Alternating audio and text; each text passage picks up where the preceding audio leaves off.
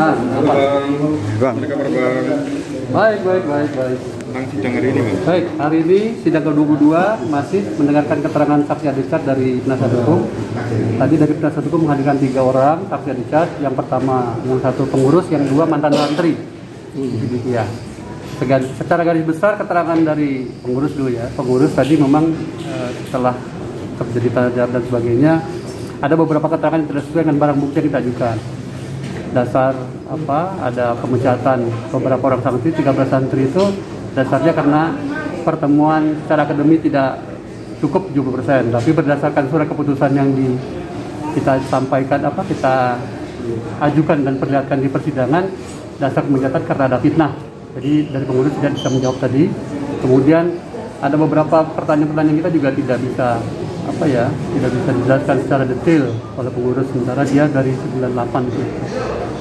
Terkait keterangan santri ada beberapa poin yang tidak bersesuaian dengan keterangan saksi sebelumnya. Itu saja mungkin poinnya. Terkait dengan perkara ini, apa keterangan saksi yang terkait? Ya, lebih menjelaskan terkait ini masalah kepemecatan saja. Jadi pemecatan 13 orang santri itu bukan dasarnya karena ada fitnah dan sebagainya. Sementara barang bukti yang kita ajukan di situ dasar menimbang dan memperhatikannya dasarnya karena ada fitnah. Mana? Dijelaskan terkait dengan hari ini kita menghadirkan 3 saksi. 1 saksi terkait dengan ada saksi yang dihadirkan oleh JPU yang mengaku sebagai korban, yang kemudian membuat sebuah cerita yang cukup serem terkait hal urusan asusila, mencatut nama yang bersangkutan, dan itu dibantah dan itu tidak pernah ada, bahkan cukup keras bantahannya bahwa itu tidak pernah ada. Justru terungkap orang tersebut pernah mengaku, dia kan di saksiannya walaupun bukan korban, dia mengaku salah satu orang yang pernah diperkosa oleh terdakwa, tetapi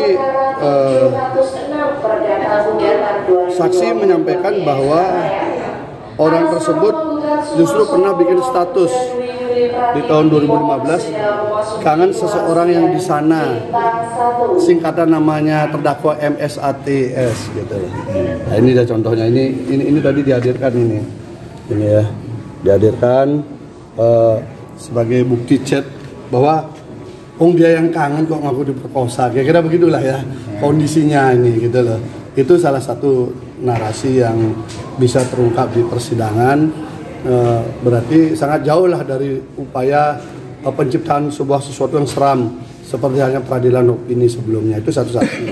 Saksi yang kedua itu adalah orang yang juga ikut dikeluarkan dari 13 nama di tahun 2018. Nah, itu ditegaskan bahwa dia tidak ada kaitan dengan urusan dengan korban yang mengaku korban itu, tapi murni karena dia tidak mentaati aturan yang ada di sekolah. Contohnya Bang? Yaitu contohnya dia tidak aktif di kegiatan sosial, dia tidak pernah hadir, sering pulang dan sebagainya. Ini suka bolos lah. Akhirnya diberikan sanksi, dikeluarkan. Namun kemudian dia menyadari kekurangannya, menyadari kesalahannya, lalu dia meminta maaf dan berjanji akan rajin sekolah lagi. Lalu dikasih hukuman 6 bulan, dia tidak boleh sekolah, tapi dia tetap tinggal di pondok melakukan aktivitas yang sifatnya sosial. Akhirnya dipulihkan kembali. Artinya pemberhentian pengeluaran 13 orang ini murni karena ketidaktaatan dengan tata tertib di pondok pesantren. Jadi penciptaan sebuah kondisi bahwa itu terkait dengan mereka melapor ke polisi nggak nyambung.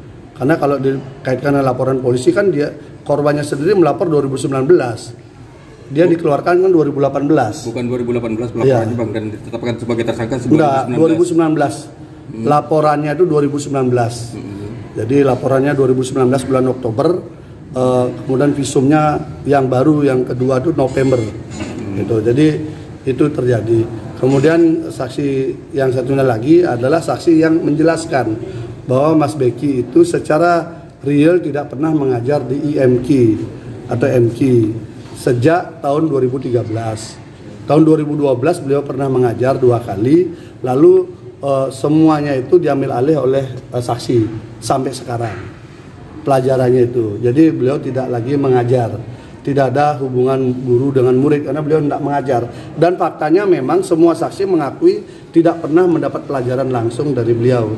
Tapi beliau lebih banyak kegiatannya adalah membangun pondok, melakukan kegiatan sosial, mengembangkan usaha, dan satu lagi hobinya yaitu musik. Itu yang paling sering aktivitas beliau daripada mengajar husnul huluk yang diajarkan, yang disebutkan sebelumnya. Itu selama dari dibentuk IMQ beliau hanya sempat mengajar 2 kali di tahun 2012. Selanjutnya tidak pernah mengajar lagi. Itu kalau posisi sebagai jabatannya di pendidikan itu apa, Bang? Nah, beliau jabatannya disebut sebagai wakil rektor atau koordinator 2. Itu pada saat awal beliau masuk, 2012 beliau masuk, sampai kemudian 2 tahun yang lalu baru diganti dengan posisi beliau sebagai koordinator 1, karena koordinator 1-nya sakit-sakitan. Namun secara kegiatan beliau tidaklah aktif. Kenapa? Karena menurut penjelasan tadi, nama beliau dipakai untuk sebagai daya tarik banyak orang mau sekolah di IMQ gitu loh. Walaupun secara mengajar beliau tidak gitu. Jadi simulik, dan itu tidak ada SK khusus untuk itu gitu. Karena sifatnya ini kan walaupun standarnya setingkat kuliah, tetapi kan polanya pola pondok. Tidak sama dengan universitas pada umumnya. Tapi itu murni pola pendidikan pondok, di mana puncak daripada pengajaran itu adalah dari Pak Kiai gitu loh. Selama Pak Kiai nggak bisa ngajar, maka yang lain lah yang mengajarkan berbagai materi, nanti Pak Kiai bisa, baru Pak Kiai. Jadi polanya seperti itu di IMQ dan MQ itu. Jadi ketika dicoba ditanyakan dengan cara berpikir universitas pada umumnya, memang nggak nyambung. Maupun istilah rektor, makanya tadi sampaikan kadang disebut rektor Pak, kadang disebut koordinator. Kenapa gitu? Karena nggak nyaman juga katanya yang disebut rektor itu, karena kan kita hanya koordinator kegiatan saja gitu, kira-kira seperti itu. Polanya masih begitu, sangat sederhana, beda dengan yang SD, SMP, SMA gitu. Bang, tadi jaksa JPU sendiri kan ngomong kalau ada beberapa saksi Adicat atau dan saksi-saksi lainnya itu sendiri tidak bisa membuktikan apa yang dipertanyakan daripada JPU. Itu pertanyaan apa itu? Pendalaman apa aja yang dipertanyakan, yang nggak bisa diutarakan tadi? Iya, kalau yang ditanyakan tidak dia ketahui kan memang tidak bisa dia jawab. Ngapain dia harus menjawab sesuatu yang dia tidak tahu kan? Kalau dipaksakan dia kemudian bertanya sesuai keinginan JPU yang memang dia nggak tahu kan, memang nggak boleh. Dia harus menjawab sesuatu yang dia tahu. Misalnya itu tadi ada yang sudah diberhentikan. Dia tanyakan kasusnya si korban, dia memang nggak tahu. Terus saya nggak tahu, orang saya, karena saya diberhentikan karena saya ini bolos, saya ini nakal, jadi saya diberhentikan. Lalu saya karena merasa saya memang salah, saya sadar, lalu saya memperbaiki diri. Dia fokus pada dirinya. Terus ditanya lagi, masa kamu nggak kenal? Tapi kamu kok tahu dia adik kelas gitu loh? Ya saya lihat dari surat keputusannya. Kalau saya MQ itu berarti pasti kakak kelas. Kalau IMQ itu pasti adik kelas. Jadi kan benar jawabannya. Tapi kalau dipaksakan dia harus menjelaskan soal si korban, memang dia nggak tahu. Masa orang nggak tahu harus cerita kayak saksi-saksi yang dihadirkan itu yang bisa bercerita banyak hal, tapi dia nggak hadir, nggak ada di lokasi, kan beda kan. Jadi dia hanya menceritakan apa yang dia ketahui. Ketika dipaksakan apa yang diketahui JPU untuk dia jelaskan, jelas nggak mau dong. Orang dia memang nggak tahu, dipaksa kan nggak bisa. Jadi sebenarnya dia yang dia ceritakan tuh misalnya ya, kenapa kamu diberhentikan? Ya saya salah karena saya begini. Ya jadi kita ingin pastikan bahwa surat keputusan itu tidak ada kaitan dengan masalahnya si peristiwa yang dilaporkan polisi itu. Tetapi ini memang 13 orang ini diberhentikan dengan berbagai perilaku yang berbeda-beda, tetapi menyalahi tata tertib sekolah kan gitu. Makanya beda-beda mereka perbuatannya, tapi dikeluarkan bersamaan. Ada 2 orang yang kemudian kembali mengakui kesalahannya, ada yang tidak, itu kan pilihan kan.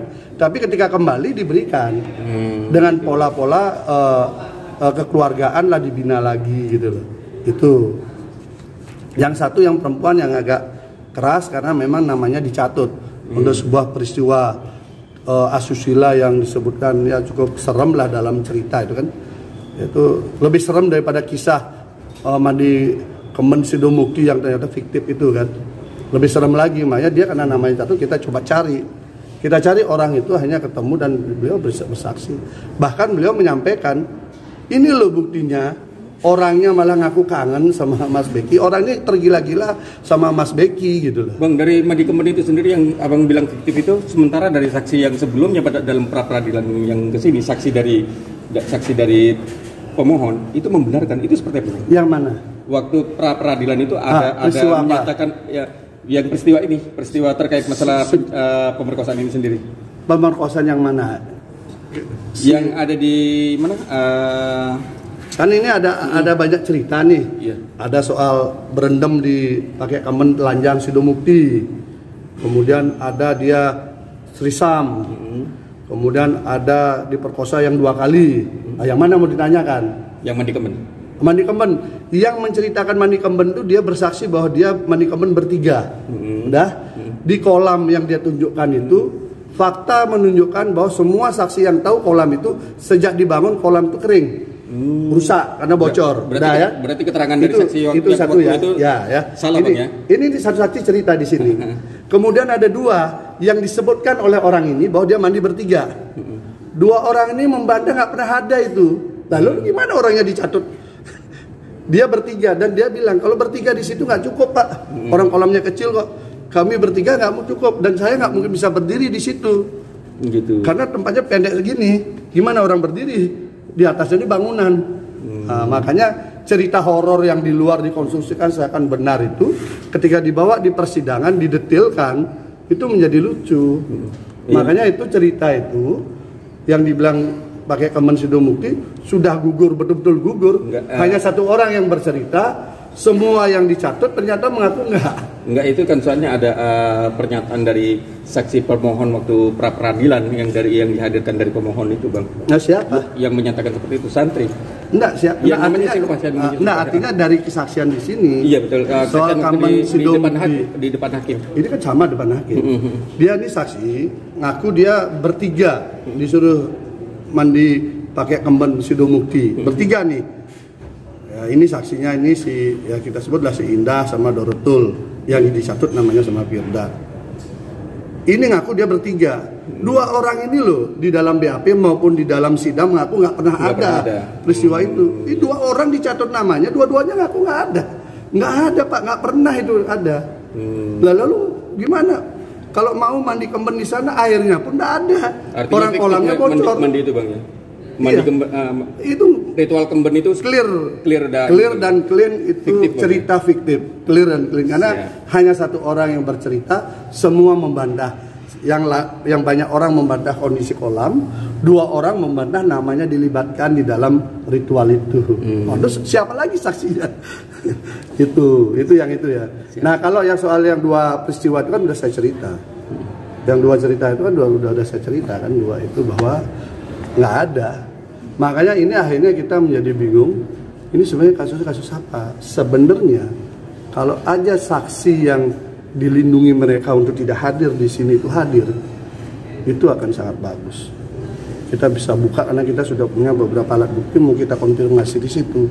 Kita akan ketemu mastermind dari skenario ini apa, kenapa harus si Mas Beki harus jadi korban gitu loh. Selain dia kena anak tunggal, pewaris dan sebagainya, ada sisi lain yang bisa nanti terungkap. Sayangnya kan ini terlindungi dengan tanda petik berbagai cara. Dari tidak mau dihadirkan secara normal, harus kami berdebat. Akhirnya kami menemukan pasal yang mewajibkan itu dihadirkan. Ketika sudah dihadirkan, ditangani, kemudian hanya lewat surat, dia tidak mau hadir. Akhirnya dengan surat itu kemudian dilindungi bahwa ini tidak perlu hadir. Ya sudah, rekayasa masih berlanjut dan kita harus lebih susah lagi kita bongkar. Untuk acara sidang besok apa kok? Masih ada saksi. Kayaknya besok saksinya kita ada kombinasi antara ahli dengan fakta. Ya, makasih Pak. Oke, terima kasih Bang. Ya, makasih.